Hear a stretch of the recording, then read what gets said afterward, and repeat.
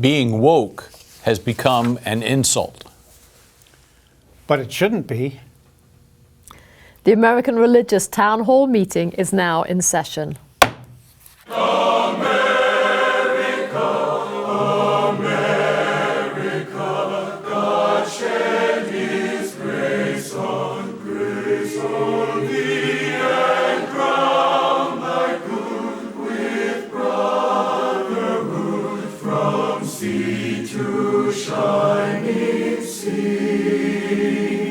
Welcome, friends, to the American Religious Town Hall meeting, where the discussion of religious, political, and social issues is meant to promote the cause of religious freedom and to help us better understand each other. And now, here is your host and moderator. Welcome, viewers. Thank you so much for joining us today. It's our pleasure to have you here on the American Religious Town Hall meeting. My name is Andrea Luxton. I am the president of Andrews University in Berrien Springs, Michigan, and I am today's moderator. We have a wonderful conversation ahead of us, but before we get into that, I'd like you to meet our panelists. Hi, I'm Tom Plumley. I am the senior minister at First Christian Church in downtown Fort Worth, Texas. We're a part of the Christian Church Disciples of Christ. Hi, I'm Dan Levin. I'm the senior rabbi at Temple Bethel in Boca Raton, Florida. Hi, I'm Carl Troval. I'm professor of ethics and history at Concordia University in Austin, Texas. And my name is Mel Robeck. I'm senior professor of church history and ecumenics and special assistant to the president for ecumenical relations at Fuller Theological Seminary in Pasadena, California. I am also an Assemblies of God minister. Our topic for today is called Too Woke with a question mark. According to the Merriam-Webster dictionary, woke means, quote, aware of and actively attentive to important facts and issues, especially issues of racial and social justice, end of quote. The dictionary example quotes Barbara Lee, who says, but we will only succeed if we reject the growing pressure to retreat into cynicism and hopelessness. We have a moral obligation to stay woke, take a stand and be active, challenging injustices and racism in our communities, and fighting hatred and discrimination wherever it rises. This definition and others like it imply woke is a positive term, identifying the critical need to be conscious of and responsive to societal injustices. However, in recent years, the word woke has been weaponized and is now primarily a denigratory term used to align someone with a supposed liberal political position. The criticism can range from comments on environment to race to gender identity. It appears that if you are too woke, you are an extremist. Most of the time, such accusations are not followed with any analysis of the issue at hand. The term has basically become a slur, an insult that can shut down conversations. It is in itself a final judgment. This shift in the meaning or interpretation of a word is not unusual. However, some would argue that not just redefining but weaponizing a word such as this is an insidious way of polarizing communities by devaluing positions and people purely by abusing language. Consequently, our responsibility as citizens, and particularly as individuals of faith, to care about injustice is devalued. So in this context, our panelists are asked to consider several important questions. First of all, do you think that the way woke is currently used has become a dangerous way of polarizing society?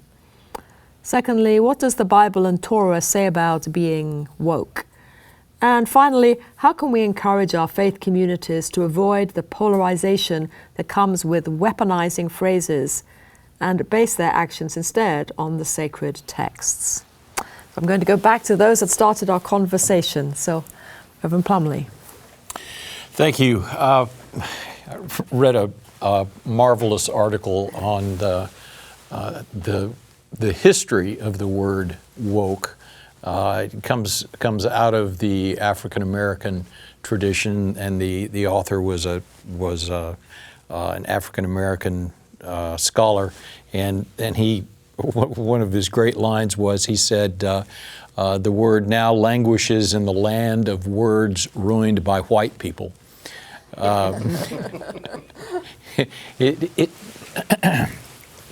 Being woke is simply being conscious of being awake, of being conscious of our history, understanding and being willing to tell the truth about our history, particularly in terms of injustices, racism, sexism, homophobia, and all the rest.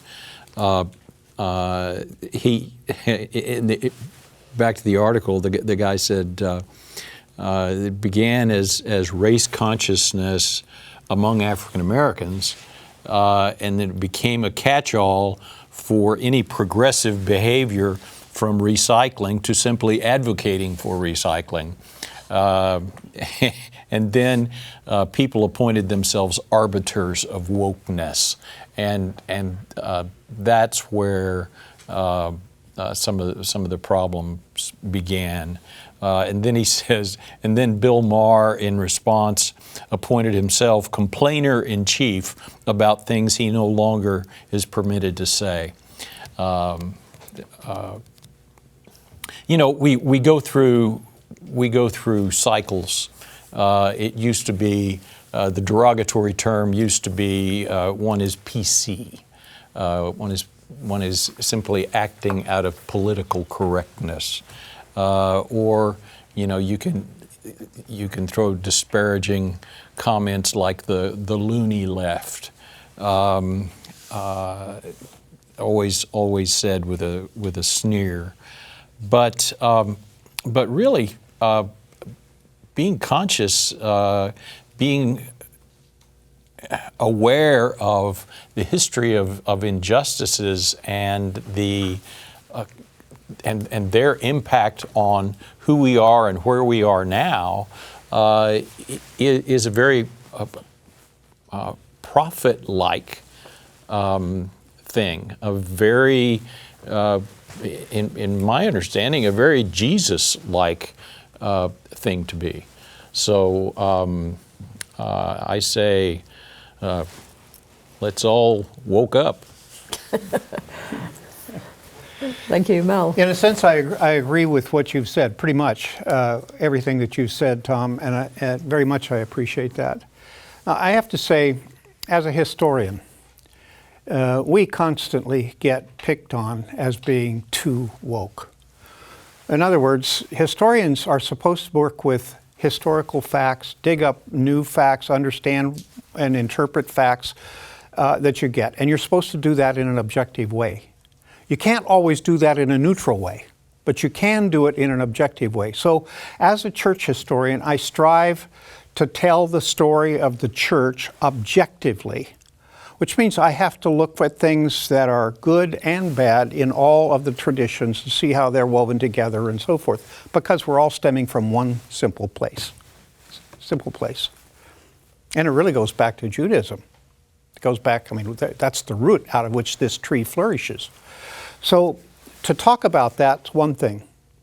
But when people who don't know the kind of work that you do, they're not willing to pay the price to go on and get a PhD in whatever the history is, when you try to say, you know, we have a lot of faults in American society and the church has been culpable in a great number of them. Think about how we moved Indians away, indigenous people away from their land.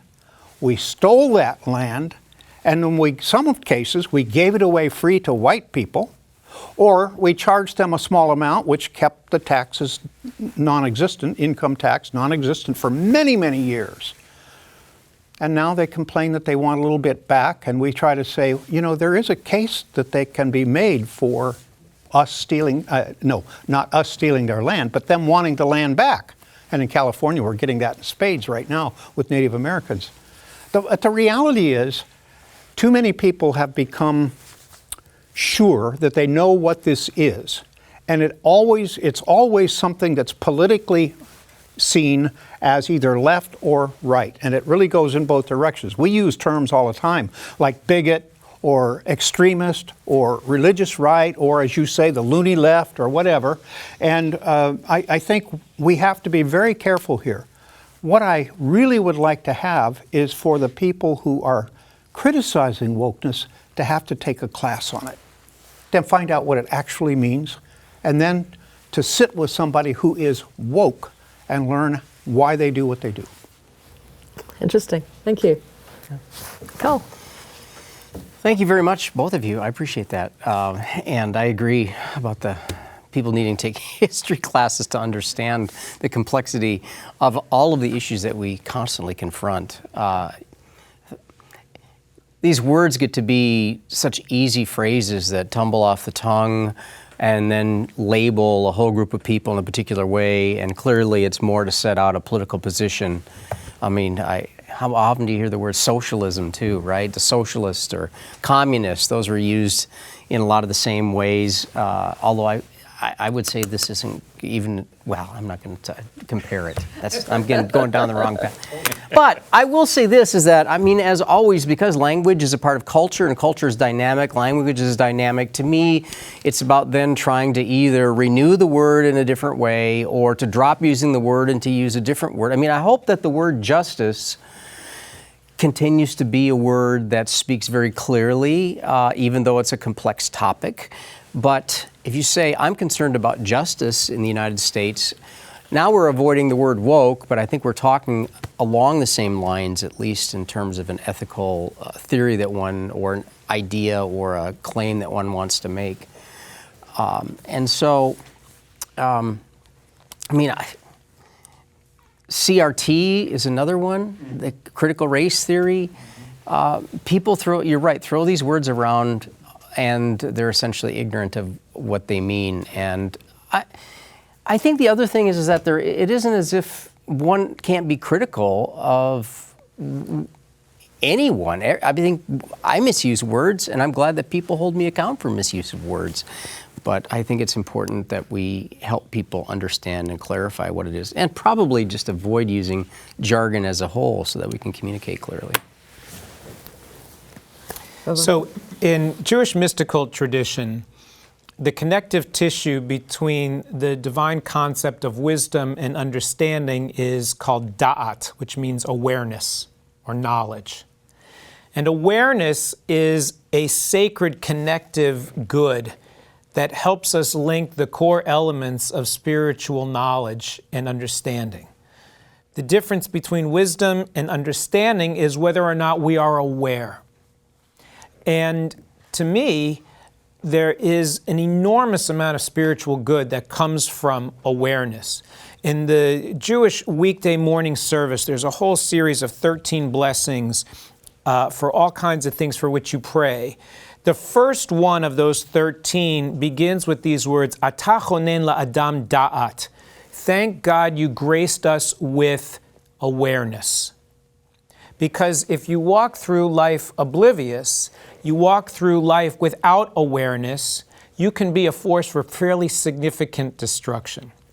I went to college in the late 1980s, and that was during the first period of rise of the idea of political correctness. And there were plenty of good reasons to have criticism of political correctness, especially in the ways that it was sometimes used to cancel people out or to quash free speech so that people were afraid of expressing their opinions because they were not politically correct. But at the same time, I remember the purpose of political correctness was to sensitize me to the power of language, which were sensitivities that I frankly didn't have. That I remember when we were growing up, there were boys and girls. And then as we became teenagers, there were guys and girls. And what I remember being taught was that, why did you get a different name as you grew into adolescence and women were given a derogatory or a small, they never became anything other than little girls, which meant that you had power. And I realized, oh, I probably shouldn't refer to women as girls when they're 19 years old. I should refer to them as women because they are. And when you refer to someone as a woman as opposed to a girl, you're not issuing a diminutive, you're using a word with respect. It was a sensitization, a sensitivity to try to be more aware of how I looked at people or how we look at people. And similarly, I think that the theories of anti-racism have somehow drifted also into cancel culture, where we fear that our ability to say what we think or to have honest dialogue is going to be squelched because we're not woke. But really what it means to be woke is to be aware and to be more sensitive to the fact that there are elements to our society that are racist that I, as a white person, would probably not necessarily be aware. In the same way that I can sensitize you to elements of what it's like to be a Jewish person in America that as non-Jews you would not be aware. To be able to grow in awareness, to be woke, to me ought to be a spiritual good, but because we assign that to a sense of radicalism, which I can talk about a little bit later perhaps, we see that as dangerous and we rope in anything associated with that ideology as a radical extreme, and then we lose that sensitivity. So do you think this shift happens because of laziness?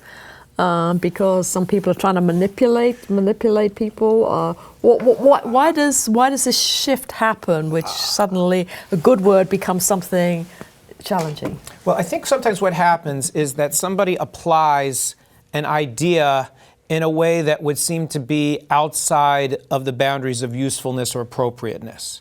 So, for example, with ideas of anti-racism, there are reports that you're talking about whether or not you're a good person because you're white with second graders, right? And so people say, see, that politically correct wokeness is the net result is this incredibly radical extreme, and that means anything associated with that is somehow radical and dangerous, so you shouldn't do anything that's even remotely associated with that idea because of that one radical anecdote. And to me, that's part of what happens, is that you create the extreme to define the general idea. I also think it's an issue of fear, and it's a fear of loss of power. If I put the white person at the center of the American story, that's one thing. But if I want to take the story seriously, I have to take care of all these periphery groups. And if they make noise that says, I want a piece of this too, then it's a fear that they're going to lose control. And that's precisely where we are in this nation, both religiously and politically. So I think it's really, there's an issue of fear, and it's easy to lash out in fear and label somebody else as being wrong. Correct, and those groups are no longer peripheral. Nope. We are minority. The white folks are a minority. Yep. And that's okay. That's the way we are. That's what's going on. But to refuse to admit it, to refuse all the implications of being a minority, is simply to refuse the truth. Yep. I am thinking of the Roman Catholic principle that they have in social justice, the preferential option for the poor. And the second question is, what does the Bible and the Torah say about being woke?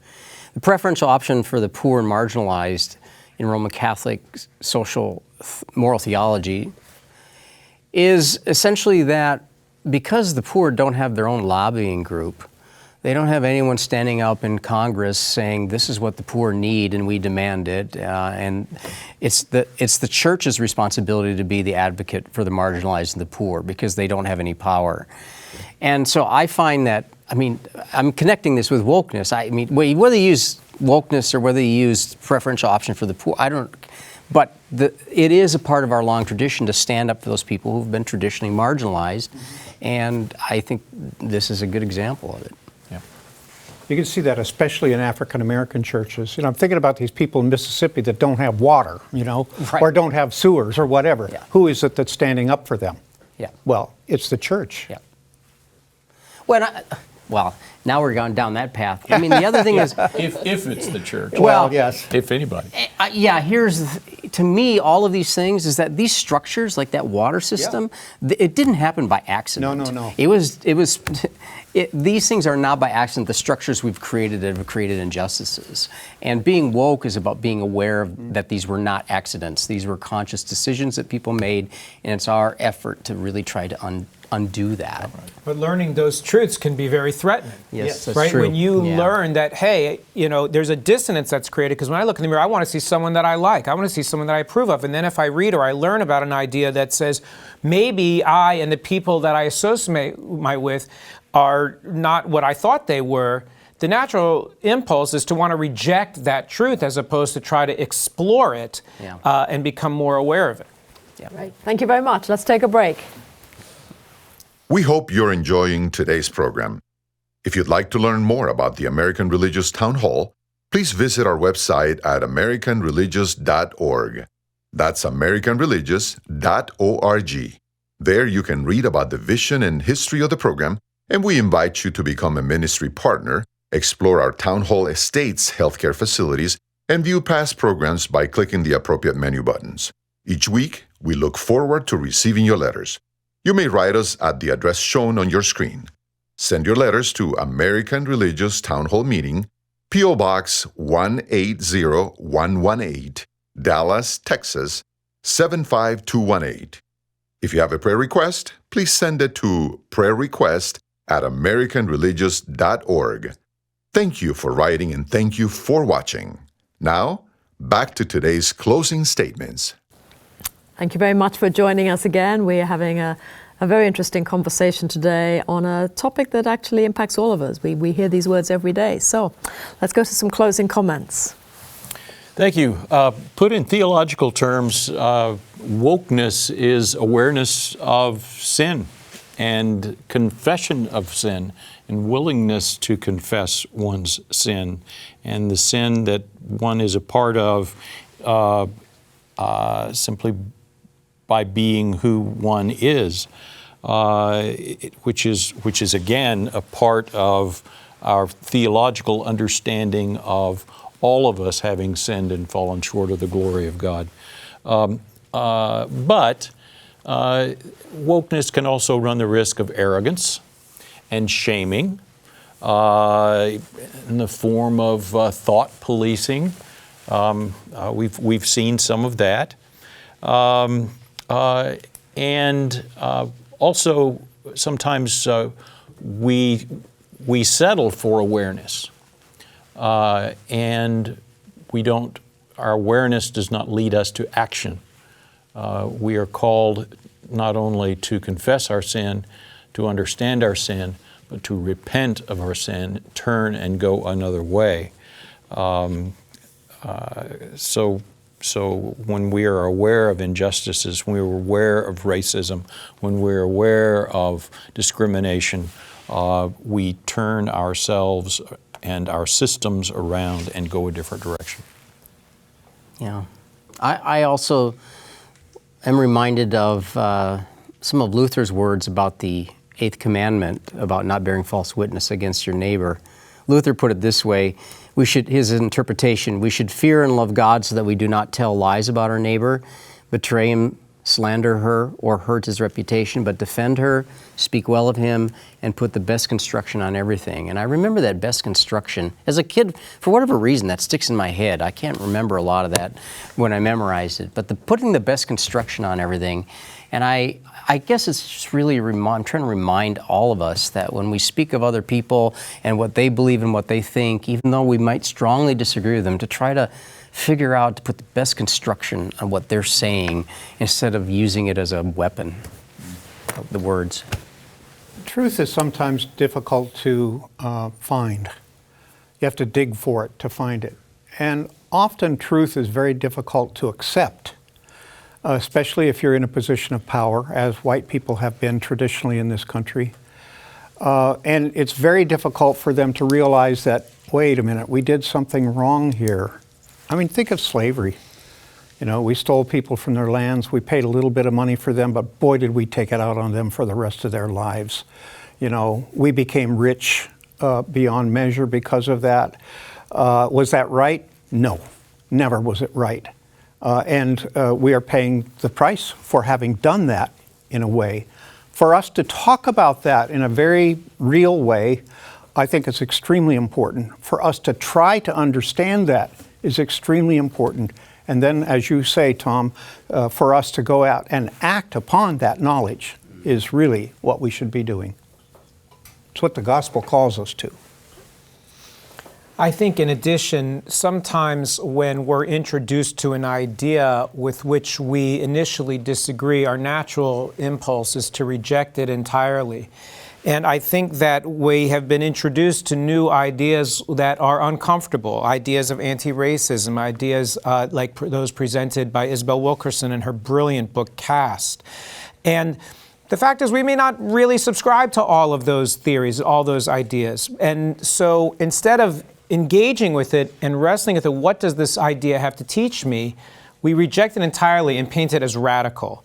And when you paint something as radical, then you can call it dangerous, and then you can reject it in its entirety. And then that permits us the capacity to keep the status quo and not do the self-reflective work that can help us to grow in awareness, and to grow, as you said, Tom, in our responsibility to try to remedy that which is contributing to social injustice. And so I think that part of what we need to do when we consider whether something is woke is to not throw everything into one basket, but to say, what can I do to become more aware of ways in which I may inadvertently be contributing to keeping the society that I want to see come to fruition from evolving into what I want it to be? Thank you very much, and thank you to everybody. You know, my background is English, so this is a fascinating conversation to me because of the whole concept of development of language and how language is used. And there's no question that words help explain, but words in themselves are limited. We can use words to create subtleties, but we can also use words to close down on things. And I think we have, unfortunately, the human capacity to often decide how we want a word to go to interpret in order to close things down, because I think we are fearful. We are fearful.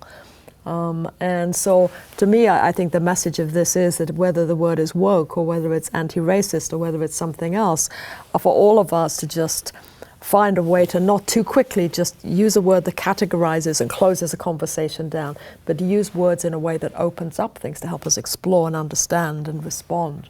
And then maybe we can do some good with words. The Charter of the American Religious Town Hall provides that Roman Catholics, Protestants, Jews, educators, and others may appear on the program and can declare their beliefs without hesitancy, and the rest of the members of the panel will uphold and guarantee that American right to all who will appear, irrespective of race or creed, so that the rest of the world can see that here in America we believe in civil and religious freedom, not only in theory but in reality. So now, friends, until next week at the same time and over the very same channel, the American Religious Town Hall meeting stands adjourned. And may the God of all of us bless all of you.